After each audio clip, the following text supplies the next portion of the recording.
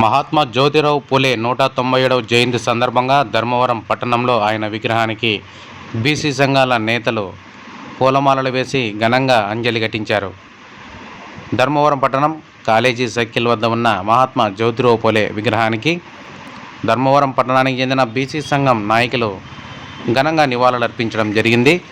ఈ కార్యక్రమంలో బీసీ సంఘాల జిల్లా అధ్యక్షులు నామాల శంకర్, హిందూపురం పార్లమెంటరీ బీసీ సంఘం నాయకుడు రామ్మోహన్, అలాగే వాల్మీకి సంఘం జిల్లా నాయకులు బోయ రవిచంద్ర తదితరులు ఈ కార్యక్రమానికి హాజరయ్యారు. ఈ సందర్భంగా నాయకులు మాట్లాడుతూ బీసీ ఓటర్లు ఓసీ నాయకులకు వజ్రాలుగా మారారని, అదేవిధంగా బడుగు బలహీన వర్గాల నాయకులకు అధికారం ఎప్పుడు దక్కుతుందోనని అన్నారు.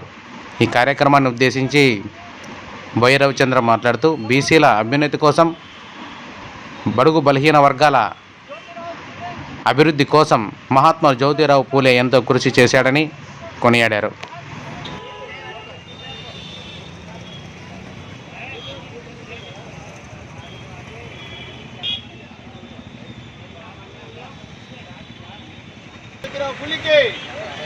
महात्मा ज्योतिराव फुले अमर है, महात्मा ज्योतिराव फुले अमर है, महात्मा ज्योतिराव फुले ఆశా జ్యోతి బడుగుల జాతి కోసం ఎంతో కృషి చేసిన మహాత్మా జ్యోతిరావు పూలే 197వ జయంతి సందర్భంగా ఆయన ఆశయాలకు అనుగుణంగా ఆయన బాటలో మేమందరము నడిచి బడుగు బలహీన వర్గాల అభివృద్ధి కోసం అహర్నిశలు కృషి చేస్తామని ఈ సభాముఖంగా ఓటు బ్యాంకు ఉపయోగించుకునే సీట్లు వాళ్ళు ఉపయోగించుకుంటున్నారు.